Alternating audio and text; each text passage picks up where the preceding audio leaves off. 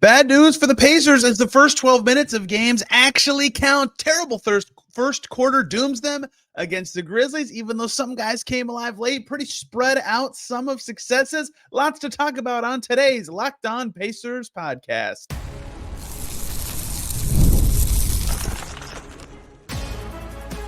You are Locked On Pacers, your daily Indiana Pacers podcast, part of the Locked On Podcast Network, your team every day.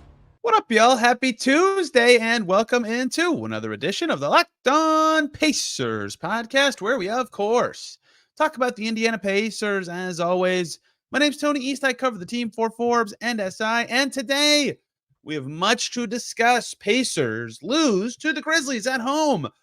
Don't worry about the result. It's preseason. Also, don't worry about those results because Tyrese Haliburton, TJ McConnell, Pascal, Siakam, Johnny Furby, and Aaron Nesmith didn't play. Still a ton to discuss. Obviously, lots of young guys played. Lots of important roster battle guys played. Lottery picks, guys who were fighting for spots and minutes and all that. There's still a ton to discuss, but the result doesn't matter, especially under that context. And yet, it still felt really not great. A lot of the stuff that went well in Cleveland did not carry over to this game. A lot of stuff that went wrong in Cleveland did carry over to this Grizzlies game. And that thematic problem is something the Pacers are certainly going to be concerned with going forward. Then we'll get to some good stuff. Then we'll get to some other stuff that we can't possibly learn from what happened in this game. Look, if I had to start by discussing this game, I would start by saying the guys that were out influenced kind of everything. But I'm going to get to why that matters later, because that's not an excuse. They still should have won, I think, because my easy way of saying that is they did win the last 40 minutes of action. They were down 9 with 4 minutes to go in the first quarter, and they lost by 4. Right? That means for the last 40 minutes of play, the Pacers were better. The Pacers were down 14 after the first quarter. And then they won the rest of the game 99-89. And that all sounds cool and great, but they lost the game because they sucked to start this game.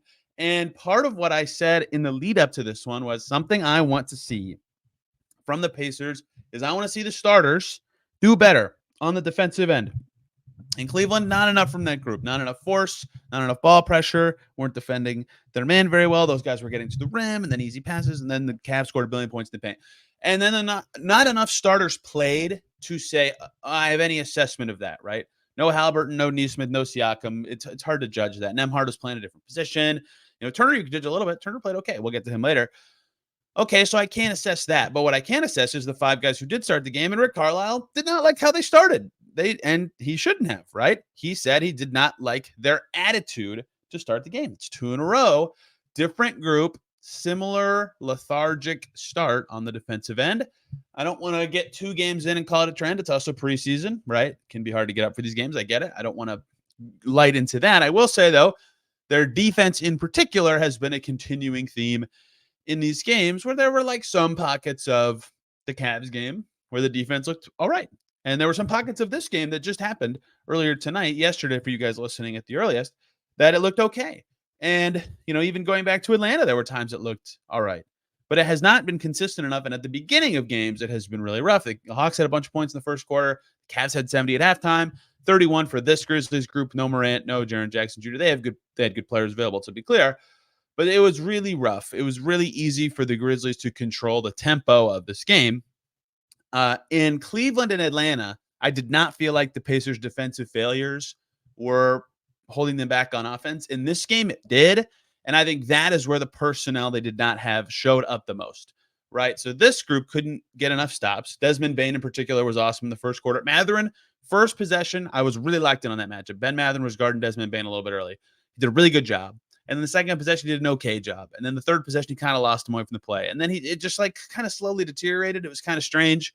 I would have considered a great Ben Mathurin defensive game, maybe not even a good Ben Mathurin defensive game. Desmond Bane finishes with 23 points, a team high for the Memphis Grizzlies. I mean, it wasn't just on Mathurin, though. A lot of really struggling moments for this starting 5 on the defensive end. Guys were getting in the paint like crazy for Memphis, and they didn't even shoot that well. Starters for the Grizzlies, 2 for 6 for Jake LaRavia, 1 for 6 for Brendan Clark, 3 for 10 for Scottie Pippen. And they were all major pluses except LaRavia, who played with the bench. It was just a really, really rough defensive performance from a ton of Pacers in this starting 5. And then the other part of it was, so the defense isn't going good. They can't get in transition. That's where the Pacers are good. Now they're on the offensive end. And I actually want to bring something up later about this because I really wanted to see Nembhard at the one, and we got it. And I'll talk about why it didn't go very well. It didn't look how I thought it would. But they would take it up, and whoever was handling, because it wasn't Nembhard all the time, there was a lot of this. The Pacers would take it up. They'd run one action. Something would kind of develop. They'd flip it over to the other side or flip it to whatever the action headed them, and then they would just freeze, and they would kind of flow into just one pick and roll or one little thing, and then a shot goes up. And it looked so un-Pacers-y. The ball wasn't moving. They weren't moving. So one, it didn't look like the random action Pacers that have really been good these last year or two. And two, as Rick Carlisle likes to say, and it has been proven right statistically, they want to lead the league in passes. They were not passing really early in this game. And so all of this kept snowballing together. Their lack of creators really hurt. Their lack of defense really hurt. They were playing poorly. They didn't have the right guys to overcome it, to just be an awful start. And they did play much better the rest of the game. In fact, they finished with 33 assists, which I thought was impossible after watching the first quarter of this game.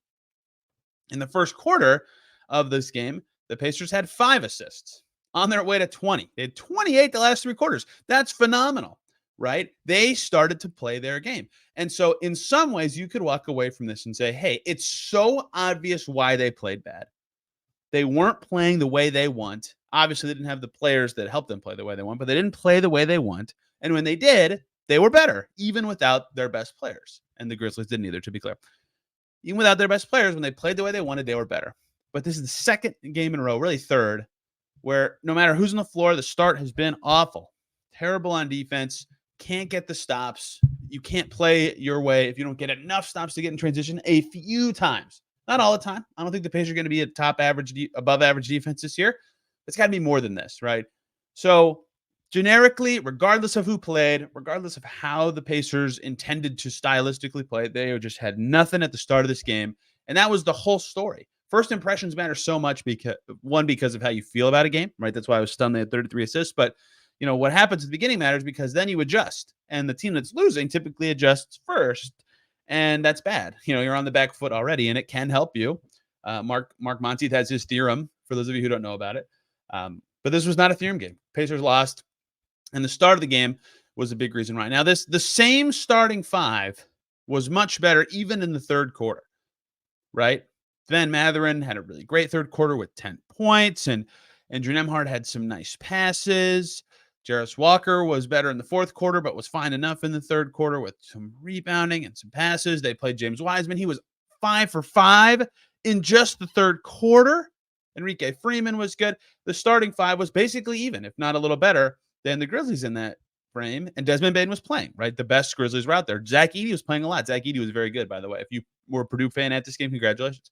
And I only bring that up to say I don't think it was the group. I mean, it wasn't like awesome. There wasn't as much shot creation as they normally have, but it wasn't that lineup was just so awful and doesn't make any sense. They have enough dribbling, handling, passing with what they had out there and shooting. They just stunk to start the game. And so this brings up the 2 things that I think the Pacers need to figure out versus Charlotte on Thursday. We'll talk about this when we preview that game. They have to start games better. Even if it's a preseason game, I get it. It can be hard to be so psyched and motivated and ready to go. The last games you played 4 games ago for the Pacers, right? 3 preseason games, but 4 games ago, they were playing on that same court in the Eastern Conference friggin' Finals against the Celtics, right? Like the emotional change is massive, but they've got to show that they can start a game and be motivated and ready to go as a group. And they've got to defend just a little bit better. They had flashes where it was okay. Most of them, that's a stretch. A lot of them came when they were in zone. They've been implementing some zone stuff. You can notice it a little bit if you're paying a lot of attention. They've implemented it more recently, I would say. Ben Shepherd said 3 days ago.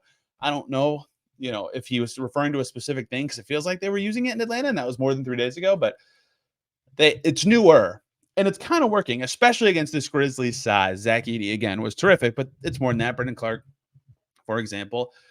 It was kind of working, and they had some moments where their span defense is going okay, but it has to be better. And this is going to be a big discussion all season. And they said in media day and in training camp early, hey, remember we were 18th after the All-Star break, and 22nd, whatever, 20th after the Siakam trade. They think they can be better than they were last year in the end of the floor. Okay, they have to do that. Like, that has to happen for this to work. And maybe that's slight scheme changes. Maybe that's mixing in those zones the way they have. I don't know what it's going to look like. But if they are the same level defensive team as last year, it's going to be hard for them to improve without some young players making them just like the best offense of all time. So they have to show some growth on that end, and there hasn't been enough. I get why they think they can be better, and I get that at their better moments in this preseason they have, but with starting players to start games, and a lot of the time their defense has not been good enough. In this game, it once again wasn't, and with lots of other things snowballing from that and from who they did and did not have available, you'll look back at this game. I'll look back at this game and say, man, another game where they didn't show the defensive progress they need to. They have another chance. Charlotte on Thursday. I think they need to, even if it's only one quarter of serious playing time for their key players, show something on that defensive end, especially with a lot of starting players out there. Then they'll feel good come opening night that they don't have to flip a switch, right? They don't have to go, okay, let's turn it on now. They can know, okay, it's already on. We're ready to go. We're clicking. Let's do this. Let's beat Detroit and let's get this going. Because right now, it's preseason. It's preseason. It's preseason. I can't say it enough. It's just been a theme. And themes are really what you dive into in this setting. Let's dive into some better stuff. Stuff that maybe didn't transfer from Cleveland. Stuff that I was really curious about for this game. Other stuff that was said. My notes. So much more to get to from Pacers Grizzlies.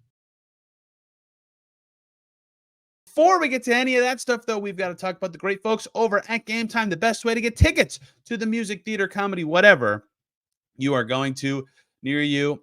Gametime has their new feature called Gametime Picks that makes it even easier to get tickets and to see your favorite teams play. They filter out the fluff to show you only incredible deals on great seats. You don't have to waste your time searching through thousands of tickets. If you do search through thousands of tickets to find what you consider your best deal, well, Gametime is the best place to do that. They have curated deals to make it easier to find the best price on great seats. Seat views before you buy that you can see right in the app. It's spot on. Their lowest price guarantee, because they'll credit you 110% of the price difference if you find cheaper tickets elsewhere.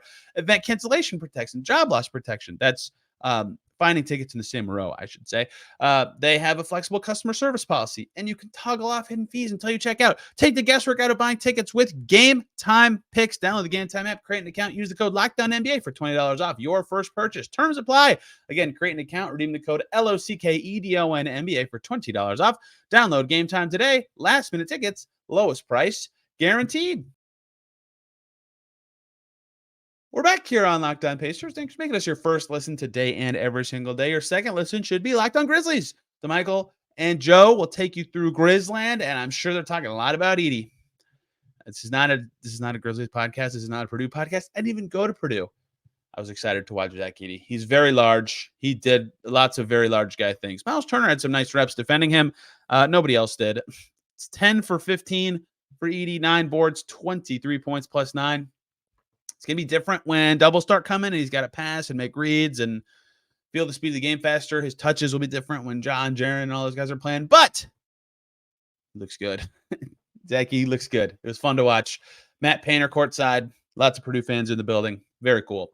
Very cool that was their first home preseason game, and there was this little subplotty thing going on down on the other end of the floor. All right. Wasn't all doom and gloom. First of all, let's talk about something I wanted to see that actually is kind of doom and gloom, because it was on my list of stuff I was excited about. And that is Andrew Nembhard, the only point guard.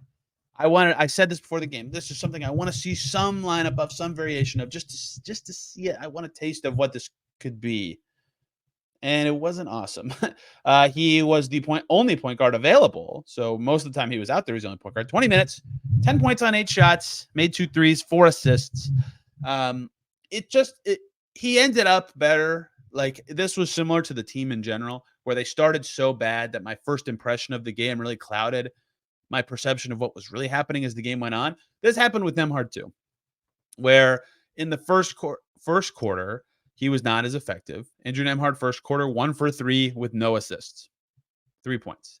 Right, so the rest of the game, good stuff. Second quarter, picked it up, 3 for 4, 2 assists to just that frame. And then in the second half, didn't play hardly at all, but still had 2 assists and only missed 1 shot, right? So the first quarter was almost all of his bad. The thing about those units is, I just described this in the first segment. There was a lot of someone's handling, action, ball goes to the other side, and then it just flows into something, and then it was done, right? It was not enough passing. It was not enough movement. And that's not all on Andrew Nembhard at all. In fact, this is an interesting part that I don't want to rip, right? I even have this notes in all caps. I can say this. This is not the Nembhard game I expected, but they are not playing through him at all, right? So I'm not going to say that him being the point guard was the problem. The whole team was infected with this poor spirit, and once they got it going, he looked better and the group looked better.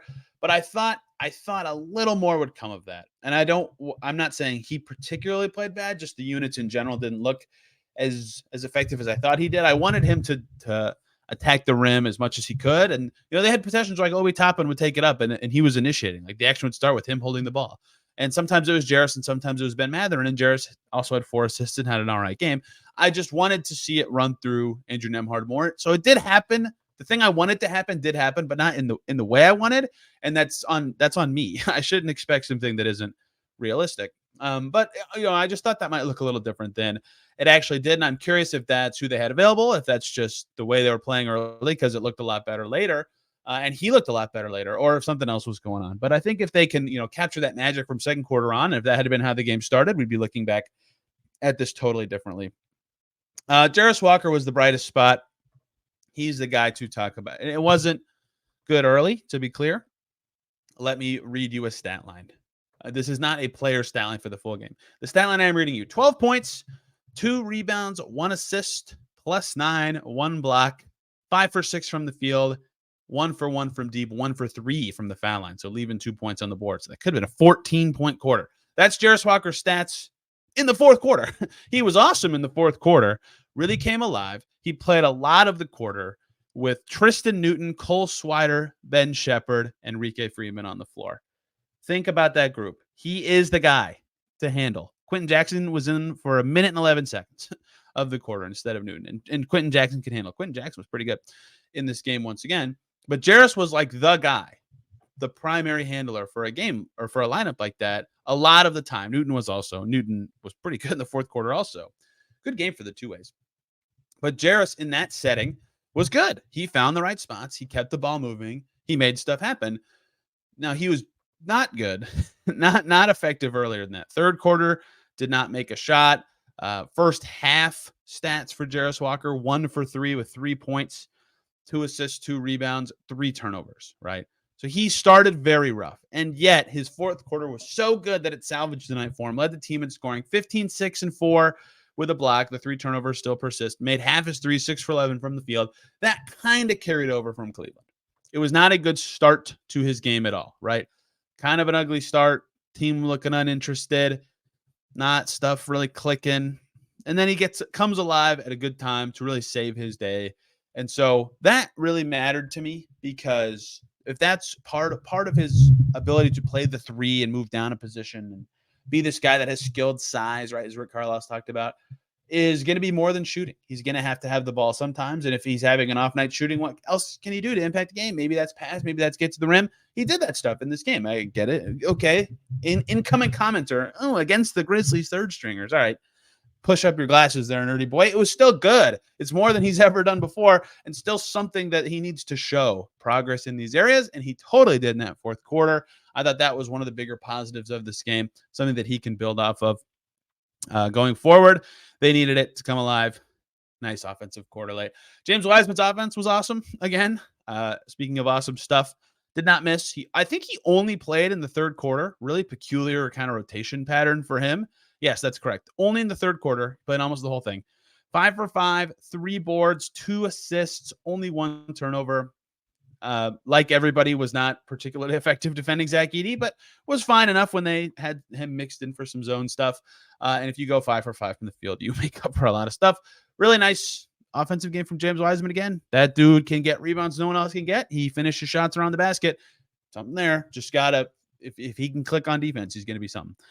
So that was nice. And it's really interesting looking back on the stat line. I read this off when I did my short video recap that you could find on a different YouTube channel. Don't worry about that. And that's that the Pacers had a ton of double-digit scores in this game. They had 8 players in double figures. Jarace Walker made it. Myles Turner made it. Ben Mathurin made it. Andrew Nembhard made it. Ben Shepherd made it. Cole Swider made it. James Wiseman and Quentin Jackson. And yet none of them were consistent performers for the full game. That was a really weird part. So as I look back on these positives and I list them, I have to remind you all and remind myself that a lot of these successes came in certain segments of the game, right? We already went through Jarace Walker's fourth quarter. Quentin Jackson played 8 minutes and 23 seconds on the second half on the way to his 10 points. James Wiseman's 10 points on the third quarter. Cole Swider's most in the second half.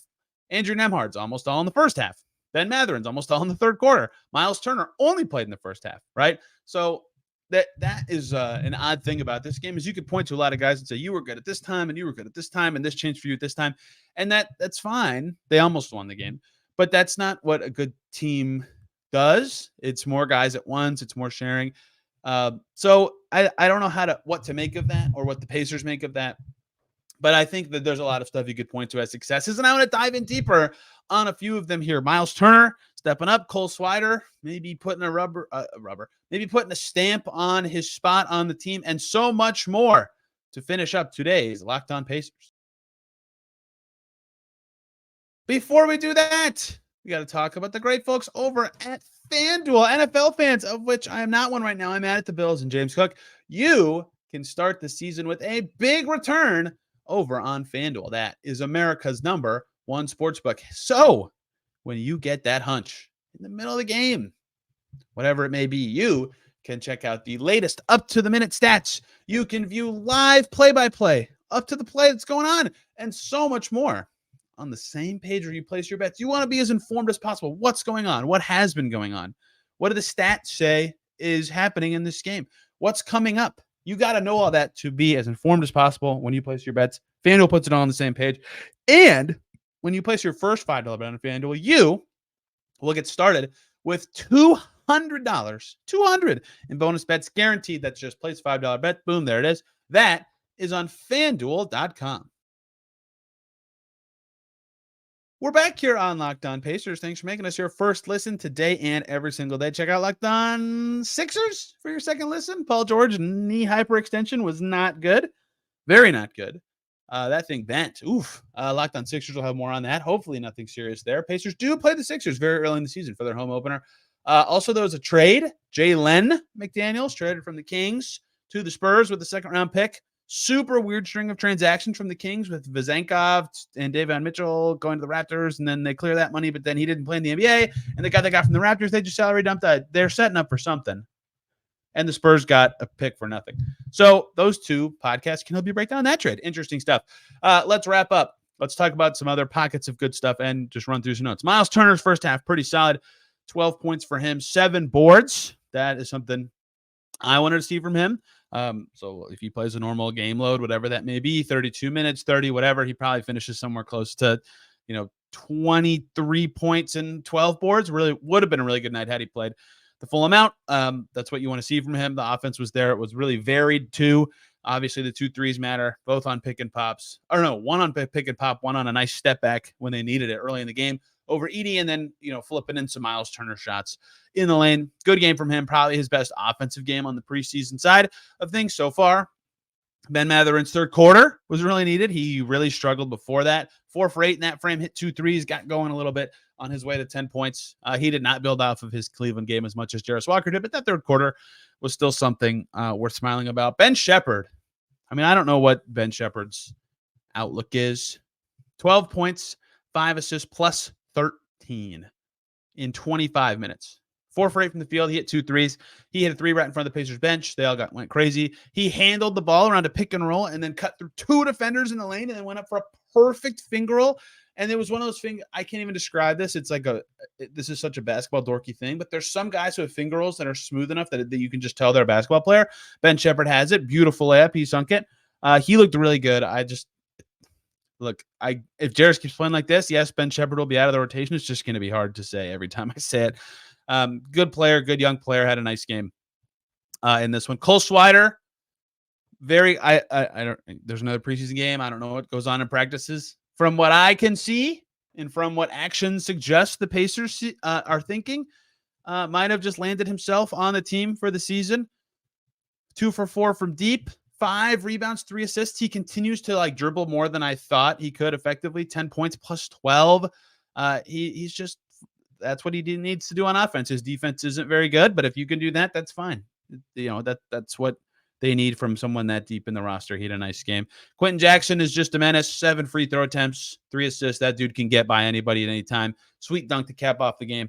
So all the double-digit scorers did stuff, right? And these are all like lower on the roster totem pole kind of guys, but this is what preseason's all about, seeing what they can do. If they're going to contribute at some point in the season, what can be expected of them, if anything. That all matters a great deal. Enrique Freeman, by the way, 7 rebounds again, continuing to be like, hey, this guy's kind of good. Kendall Brown came in late, finished his only shot, only played 3 minutes and 59 seconds. Cole Swider played 22 minutes and 23 seconds. If you want to know why I'm comparing that, listen to yesterday's podcast about the roster battle at the back end. Cole Swider is ahead in that battle right now. So let's talk about some stuff. Isaiah Jackson minutes continue to make me scratch my chin and say, he was kind of in the rotation in Cleveland, and he was kind of in the rotation in this game. Did not have any fouls. He had only played 7 minutes. 2 for 4, 2 rebounds, 2 blocks. He's had lots of blocks when he plays. 5 in total, I believe, in 2 games. They won his minutes. He's just not playing very much. He's clearly playing in like the normal rotation as the backup 5, but he's not playing very much. I'm very intrigued by this, and I want to know what the Pacers are thinking with him. Maybe it's something lingering from the injury. We got to talk to him after the game, but I want to see what a little bit more Isaiah Jackson perhaps in the next game. I already talked about Ben Mathurin's defense on Desmond Bane. A lot of ball watching in this game. I think that was a big part of their terrible team defense. Like guys would rotate as the low man. They'd get in the paint, and then the ball would come towards them, and then it would go to the guy right next to the guy who previously had the ball, and then they would just stand there, and then a cut would come. It happened multiple times. If you're going to be the low man, you got to be locked into cutters, and that was not happening at all. Not enough paying attention there. Obi Toppin in particular, I thought was struggling that in. I don't think he played a particularly good game. I think that's the first time I said his name this whole time. Isaiah Jackson, by the way, going back to him for a sec, another jumper. 2 of them really. One where he kind of a jumper, kind of a floater, flip it in kind of thing. One was a Dirk-ish jumper. I don't know if this is going to be something, but maybe. And if he can even provide like a foot more of spacing, that's nice, given how much of a lob threat he can be. That really matters. For him, I've enjoyed that from him. Nembhard had a nice stretch late in the second quarter with a dime to Jarace Walker for a corner 3. Then he ran out on a steal and finished a layup, and then a beautiful pick and pop pass to Myles Turner for an assist that really got him going and alive. And that's just like, that's the kind of stuff that he can do, man. I thought that there would be a lot of that in this game, and there was still a good amount of it, but not as much as I expected. And a nice take from Nembhard later in the half after getting a screen where I just think, man, he's got something. I wish they could have played through him more in this game than they did. But that is, I think, every single note I have from this game.